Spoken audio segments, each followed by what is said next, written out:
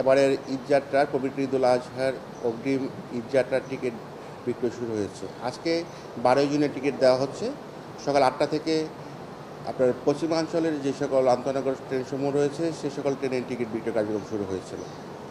আপনি জানেন সকাল 8:30 পর্যন্ত আমাদের কাছে যে প্রাপ্ত ডাটা শহর.com থেকে আমরা যে ডাটা পেয়েছি সেখানে এই সকাল 8:30 পর্যন্ত 10,786টি টিকিট বিক্রি হয়েছে ঢাকা থেকে বিভিন্ন গন্তব্যে, পশ্চিমাঞ্চলের বিভিন্ন গন্তব্যের টিকিট।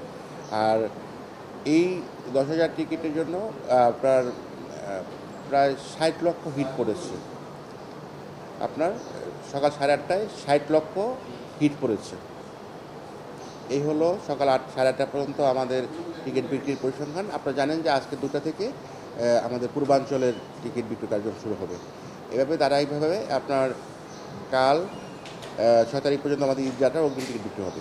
ধন্যবাদ। মোট সারাদিনে কয়টা ট্রেনের কতগুলো টিকিট বিক্রি হয়েছে না হচ্ছে?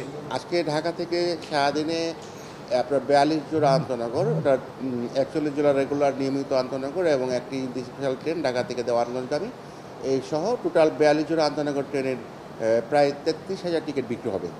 আর এর মধ্যে পূর্বাঞ্চলের হচ্ছে 16,700 মতো, আর বাকি টিকিটগুলো পশ্চিমাঞ্চলের প্রায় 15,000, ওটা প্রায় 16,000 টিকিটের মতো, 15,993 টিকিট পশ্চিমাঞ্চলে। আপনারা জানেন যে এবারের ঈদযাত্রার টিকিটও পূর্বের নেই।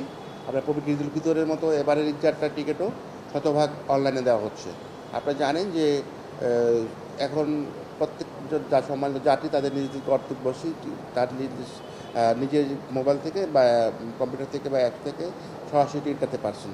এখন আর কাউকে কাউন্টারে আসতে হচ্ছে না।